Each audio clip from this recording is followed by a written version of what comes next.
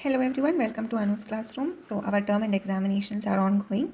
The next exam for first semester people is MMPC 2, that is Human Resource Management. So we will discuss the last term and examination paper from December 2022 for this course.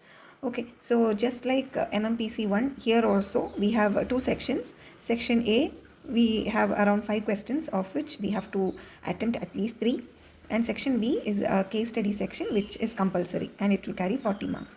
The maximum marks you can obtain is 100 with a weightage of 70%, meaning even if you get full 100 out of 100 here, the maximum you that will be considered for your grading will be just 70%, that is 70 marks. Okay, you will be given 3 hours. So in this video we will be discussing what all are the points that you will have to write for scoring marks in section A, and we will also touch upon section B. In case you are interested in what you can say purchasing the answers, okay, which I have written in detail for each of the points I've mentioned, we are discussing over here. I'm only doing it for section A questions. In case you are interested, you can drop me a mail in at connect.anusclassroom@gmail.com. I will leave my Gmail ID in the description box below for details on purchasing. So let's get started. That is a totally optional thing, of course. I will be discussing all the important points anyways here. Let's get started. The first question here is trace the evolution of HRM. Describe the functions of HR managers. So this is the most basic question coming from your first block. So in this question, when you are trying to answer it for around 20 marks, how you should approach is you should try to write or touch upon around all the points that you know about human resource management. Okay, you can start by defining what human resource management is. So human resource management, when the focus on of this question is on the evolution of HR. Okay, so you can talk about how HR functions evolved, like starting from how people or a human resource were treated as laborers, right, as slaves, and even before that there was no concept of human resource management, right? Why? Because during the ancient times, especially in Indian concept, when you talk about, there are the chaturvarnyas, right? People were divided according to the kind of work they did. So in the medieval era, almost what you can say, if one person belonged to that caste, means he was supposed to be trading or doing work in that particular what you can say area. So they were all skilled people in their own areas. They were skilled people. So they, all the tools that were needed, all the instruments, everything that they needed for their work to be done, they had it with them. They had it in their families. It was passed down generation after generation. So there was nothing kind of like, there was no equation of an employer to an employee, or there was no master to servant relationship there, right? Then as civilization started to progress, people started having apprentices, right? Even then the master took care of almost all the aspects of the apprentice's life as well, until that person themselves became a master. Then again, as a civilization progressed a little bit further, we started having the concept of slaves and things like that. That is when this master-servant relationship and all started coming into picture. So HRM, as it is, when you talk about the evolution, we can start saying about HRM from the Industrial Revolution era. Okay, sorry for the background noise. It is raining heavily in Kerala. If you guys might have seen, or at least if people from Kerala are watching my video, how is it? Is it raining there in your area as well? It's been raining cats and dogs at my place since a few days. So anyways, let's please, I request you guys to please don't consider the background noise, and let us get into our work, right? So you can talk about how HRM started developing with the Industrial Revolution era, with the migration of people to factories to find work and earn some money, apart from their what you can say regular family owned what you can say trades, right? People who were earlier carpenters, or who were shudras, right, who were working at a very at the lower level of the society, their children started wanting to have a better life, to earn, to achieve, and they started moving to the cities, and how this whole township and things like that started evolving. HRM also started around that time itself, right? Then after the emergence of the factory system, what happened? People started what you can say organizing themselves. Trade unions started popping up, so that the common interests of these workers were satisfied, were met, because at that particular point in time, people were actually treated as slaves or just another piece of machinery of sorts, right? So that you can write. Then Then came the paternalistic approach. After a while, people started feeling that, some employers at least started feeling that, you should take good care of your employees because they are also, uh, what you can say, they are required for your functions, right? Then Taylor came up with the time and motion studies. You can write about that. Then came the behavioral approach, that it's not just money or it's that motivates people, but rather it is also the social factors at workplace, group formation, there is group influences on how people behave at work, nature of leadership and supervision, the level of communication, all those things started happening. Okay, at that particular point in time, it was like happy cows give more milk kind of an approach. But then again, behavioral scientists, they came up with a more goal and efficiency oriented consideration to understand the human behavior. Then came the systems and contingency approach, where we try to attract maximum attention of thinkers and integrate an approach which considers management of human resources in, what you can say, totally based on empirical data, right? Then as factories began to grow in number as well as size, slowly they started understanding that there is a need for an industrial relations department, which as complexities started increasing, as the size and breadth and width of this industry started increasing, slowly transformed into what is known as the personal department. And that personal department over the years is what has been rechristened as this HR department. And recently, right now, if you might have learned or gone through the news, you might be well aware that the top management are usually treated as not just other employees, but rather as partners of the organization. You might have seen that Tesla, Elon Musk, or Facebook's Meta, or Google's Sundar Pichai, all those people, they even our Indian companies like TCS and all, their CEOs, they usually don't take remuneration. They also hold, what you can say, substantial shares in the organization. They're treated as partners. So slowly we are seeing a transition from human resource management to something known as human capital management. So all these things you can write down when you talk about the evolution of HRM. Coming to the functions of HRM, again, there are, if you have gone through this textbook at least once, or at least the blocks in the textbook, you will find that link over here. Okay, so this you can also, what you can say, borrow from your MMPC 1. Okay, the HR functions are mainly two. Okay, you can divide it as two. One is the managerial function and the other is the operational function. So managerial function is where I said you can borrow from your MMPC 1, that is planning, organizing, controlling, directing, that aspect. Then from the operational perspective, or I think you can write down the names of all the units that there is. Okay, that will be the easiest way to remember it. Job design, job analysis, employee hiring and selection, employee training and development, compensation, benefits, performance management, managing of relationships, trade unions and things like that, right? Employee engagement, communication, health and safety regulation, personal support, succession planning, career development, industrial relations, all these things you can write down as the functions of HR managers. Since we have to have a good length for the answer, you can even consider expanding or writing down what each of these function, what you understand in a just, like 1 or 2 lines, what do you understand by each of these functions. That will also help you in increasing the length of your answer, because these questions are for 20 marks, so you need to have a substantial amount of pages or content to get that marks, right? The next one is, what is career planning? Discuss the process of career planning along with illustration. So career, what is career? It is all the jobs that one person holds during their working life, right? A sequence of position. Maybe they started out as a clerk and then finally they retire as the head of the department or something like that. That is the whole career of that person, right? When you talk about bank, the person might join as a PO. Okay, then they might be promoted to manager, assistant manager, then maybe area head, things like that, right? So that is the entire career. Career is a word which we always use in our day-to-day life, right? So what are the career anchors that denote the basic drives? Okay, it could be managerial competence. Suppose say a person is having a drive or having the potential to seek managerial positions. okay, want to be involved in decision making or is good at controlling or influencing others, then definitely they should have a career that is management oriented. If a person is technically competent, okay, that is people who love to provide continuous learning, updating one's expertise, those kind of aspects means they are better suited for the technical career path. Okay, if one is willing for security in their career, then maybe that person might go for a government job or a near government job, near government type of a private job.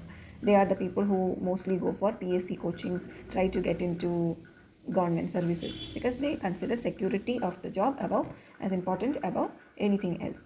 People who are creative get into the designing, UI UX, advertising, such kind of things.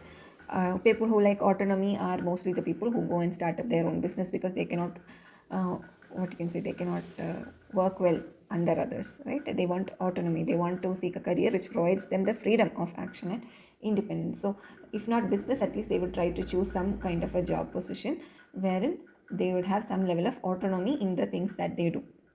So those are the career anchors, you can say. Now, what are the salient features of career planning? You can write down. Okay, that is it is the process of developing human resources, involves upward movement. It is both individual and organizational goals trying to be met. It is very dynamic. Things like that you can write. Okay, for career planning. Then, what are the different phases in career planning? We have the exploration stage, where individuals build up their expectations about his or her career. Then comes the establishment stage, where that is where they get the first job, right? They're trying to establish or get into the flow of that career which they have are dreaming for themselves. Then comes the mid career stage, then the late career, as well as the decline. Coming to the process of career planning, it is, of course, a cyclical process which starts with self-assessment and ends with the revision of career goals. So once you start self-assessment, you analyze where you are right now and where you want to be. Then you research on all the different career options or all the different jobs that you could take up to reach where you want to be. Then depending upon the research findings, you start developing or setting up your career objectives. And according to those objectives, you start improving your skills, right? You will acquire new skills or hone your existing skills. And once you have the skills, once you have the portfolio, you will prepare your resume or CV and start applying or searching for the jobs that are relevant to the career that you have in mind. And once you get into the job, you start working, and then after a few years or after some time, you will definitely have more needs, more wants, more ambitions, and you will again revise your career goals and start self-assessment once again depending upon your revised career goals. So this is a cyclical process, you can say, right? So that was about the career planning question. Next is explain the concept of human resource development system. Describe the principles in designing human resource development systems. So HRD, that is human resource development, right? It is the part of human resource management which deals with the training and development of employees. Now, why do we need to train or develop employees? Because it is changing times. There is change at every nook and corner, and if our employees and our organization are to meet our objectives by, what you can say, moving ahead of all the obstacles that the changing environment is posing, we should always hone our skills and keep them sharp and up to date. Only then we can face the challenges, right? So HRD is very important. It can be defined as the organized learning activities that are arranged within an organization so as to improve the performance or personal growth of the individual as well as the organization. So it includes areas like employee training, career development, performance management, coaching, mentoring, right? Talent development, organization development, all those things, so that the performance of individual is improved, his competence is improved, group dynamism and effectiveness gets improved, attitudes get improved, creativity is encouraged, there are more brains that are working towards the success of the organization, so that productivity will also be improved, as well as industrial harmony. People get motivated to stay in the job because people feel that when the company is taking care of your what you can say, intellectual needs, then you feel more satisfied, right? It's not just money that matters. So what are the principles that go into designing these HRD systems? There should be a focus on the system, okay, that is on enabling capabilities, balancing adaptation and change, attention to contextual factors, or building linkages with other functions and all. So that is a focus on the system. Then we need to have a structure for the system, establish the identity of this human resource development department, ensure the respectability for this human resource development function, balance the differentiation and integration, establish a linkage mechanism, make sure about the Next part is the functioning of the system. Okay, build a feedback and reinforcing mechanism, balance quantitative and qualitative decisions, balance internal and external expertise, planning for the evolution of human resource development, and things like that. So the fourth question over here is define performance coaching and discuss the phases of performance coaching. So what is coaching? First of all, when you write the answer for such a question, you can start by saying what exactly do you understand by coaching itself. So what is coaching? It means to train, to tutor or give instruction, just like how I am giving you, right? It's a coaching or a mentoring. It is a very excellent skill that we can use to enhance the growth and performance and promote individual responsibility as well as accountability.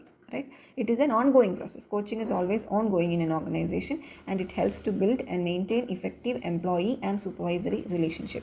Using the coaching skills, supervisors or as managers can evaluate and address the developmental needs of our employees and help them select the diverse experiences that are necessary to gain the required skills. They can work as managers can work collaboratively with their employees on developing the plans that might include things like training, new assignments, job enrichment, self-study, work details, and things like that. So all in all, you can say that a performance coach or performance coaching drives self-awareness by providing continuous feedback. It can challenge employees, stop them from becoming too comfortable in their position, get rid of that boredom, right? And help employees adapt and manage to change by supporting the development of skills like resilience, innovation, strategy, communication, things like that.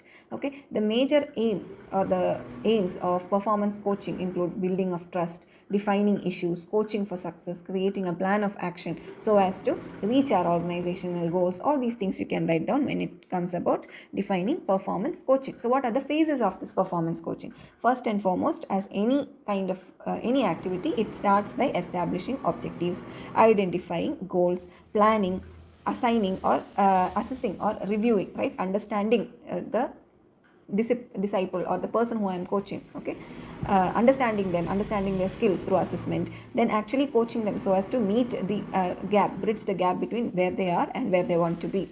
Give enough feedback, constructive feedback, so that the observations of the coach is shared with the coaching participant. Reward wherever they achieve things, and follow up with support and encourage them, recognize the process, encourage them to manage and go through how to navigate through the obstacles, right? Give them the required guidance to be successful. So these are the the phases of performance coaching, you can say. Now explain the meaning and concept of discipline with examples. Describe the stage of disciplinary action and procedure. So what is discipline? It is the regulation and modulation of human activities so as to produce controlled performance, right? It is a procedure which corrects or punishes a subordinate because a rule or procedure has been violated. There are multiple definitions of discipline. You can quote at least one of the definitions which you find comfortable in. So there are two parts to this question, right? Meaning and concept of discipline is one part, and stages of disciplinary action or procedure is the next part. So I suggest for 20 marks you should at least fill up 4 pages. So first 2 pages I would say dedicate to talking about the meaning and concept of discipline, and the next 2 pages to the stages of disciplinary action procedure. So since we can dedicate at least 2 pages to the meaning and concept of discipline, we can talk about the some objectives of discipline, like to be orderly, behaved, or assist in attainment of organizational goals. Violations or of regulations are needed to be corrected because it is a organized group effort and people have to move in a particular direction. There should not be many rule breakers, right? It will sow discord in the organization. So then you can talk about the 2 types of discipline, right? There are positive disciplining and negative disciplining. So positive is coming from within, from the person's own requirement to conform and to be part of the group, whereas negative disciplining is something which is done through the use of force or threat. What are the factors what is indiscipline? It refers to the absence of discipline. You can say what are the factors of indiscipline, forms of indiscipline like absenteeism, violence, strikes, rule violations, dishonesty. All these things are forms of indiscipline. Now what is the purpose of discipline or disciplinary action? Also you can talk about when you're talking about the meaning and concept of discipline, like to encourage employees to behave or enforce rules and regulations, ensure smooth running of the organization, increase working efficiency, and things like that. Then coming to the various stages of disciplinary action, you can talk about the stages as like this. First will be issuance of charge sheet, suspension pending inquiry, consideration for explanation, notice of holding inquiry, holding of the inquiry in itself, the inquiry procedure, and then the final decision of the disciplinary authority, appeal and conclude. At least this much you should write. If you can memorize the diagram which is given in MMPC 2, that would be awesome. If not, at least you should be able to write down these steps. Okay, so that was the section A. If you require in-depth answers for these 5 questions of section A, you can drop a mail to connect.anusclassroom@gmail.com. Okay, and I will let you know about the payment details and things like that if you are interested, which is totally optional because I've already told you what are the important points to be written for the answer. If you need a detailed answer, you can purchase. So the next one is section B, where a case is given. So it is actually, I will give you a gist of it. I would require you to read, okay, and find out for yourself, because this is a totally subjective thing, and it is there so that IGNOU can measure how you would perform or how you would think as a manager in a similar situation when you actually start working, right? So I'll just say my opinions, but this is not the hard and fast right answer, or I may be wrong, I may be right. It's totally subjective. You might agree with me, you might disagree with me, which is also absolutely fine. In case you have other ideas, or if you feel that mine is wrong, it doesn't coexist, it's wrong, my viewpoint is wrong, you might totally be correct, okay, in this case, because it is totally subjective. It's a totally subjective section. So that is why I am leaving out giving you the answers, because I do not want you to conform to just my line of thought. So here actually the conversation is happening for Ritesh Mashru, okay, who was a senior sales manager working for Indian Liver Limited, and he was a very excellent worker, but the problem happened that even though he was a consistent performer, he was not given promotion. So he went and spoke with his supervisors, and that whole dialogue of how he goes to speak with each of his supervisors and how they respond is what is given in this whole excerpt. And the questions that are asked out of this is, what is the problem of Mr. Mashru? Who is preventing him from being promoted? So the problem of Mr. Mashru, from what I gather, is that he feels he is not appreciated, or he is not being valued or given the recognition that is due for him according to his line of work, because he was an exceptionally performing employee for the past 4 years, but still he feels he is undervalued, he is not being recognized for his efforts appropriately. Okay, so you can see from this except you can I would suggest that you identify yourself who is preventing him from being promoted, because I might think that that is his first level manager, or I might think that is his supervisor, or maybe the HR department, but whom do you think is preventing him from promotion, and why? You have to write the answer. Okay, so this dialect is actually quite it hits close to home for almost all the people who have at least spent 2 to 3 years working, because this is a conversation which almost always happens in a appraisal circle, right? So if you get flashbacks of nostalgia, totally understandable.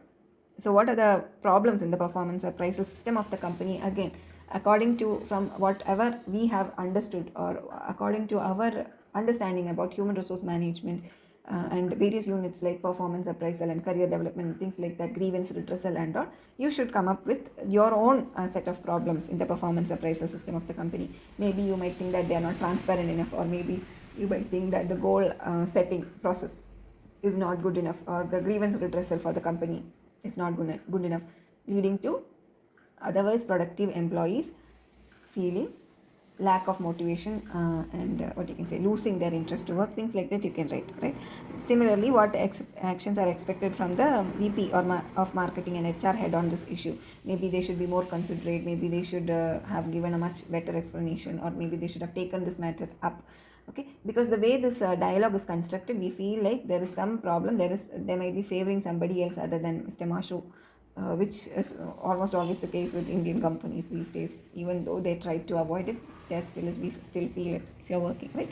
So that is why this is a totally subjective thing. So that is why I'm not giving you any clear-cut answers again, because you should understand from your understanding, from your perspective, you should try to frame the answer. Okay, you should write down what you understood, and not so this is something totally different from section A. Hope you understand. Okay, where in section A, yeah, we're given study material to refer and to learn. So you can, you have a reference point. You have a reference point which says whether your answer is right or wrong. But this is not the case like that. Okay. And similarly, what steps need to be taken to avoid such situations in the future? So what is the situation they're talking about is in the last paragraph. Okay, what happens is after all the exchanges between Mashru and his superiors, Mashru moves out of Mashru actually moves out. So the final conversation was with the HR department. So from there, what you can say, their comments, he finally moves out of the HR department, unable to decide to what to do, and finally he decided to go on a long leave. So this is one of the first steps that employees usually take when they are dissatisfied with the company and is actually actively starting to think maybe they are not valued enough, maybe they should find a better company to work for which values or which recognizes their efforts much better than this company. So this is the first step there. Okay, so that is a very big red flag. Okay, a highly performing employee who goes over and beyond to achieve the targets deciding to go for a long leave is a red flag. So what are the things that you think are the steps needed to be taken to avoid such situations in the future? Maybe you should get enough provisions to maybe increase the number of promotions or make a much more stricter evaluation, or things like that. Maybe our appraisal cycle needs a little bit of a change. Whatever you feel are the steps needed to be taken to avoid such a situation in the future, you can write down. Okay, so that is MMPC 2. I hope you have got an idea about how you can tackle this question paper, right? So all the very best for your upcoming examinations. In case, once again, in case you want to purchase the section A answer set for this particular paper, you can drop me a mail at connect.anusclassroom@gmail.com. I will leave the Gmail ID in the description box. Thank you and all the very best. Bye bye.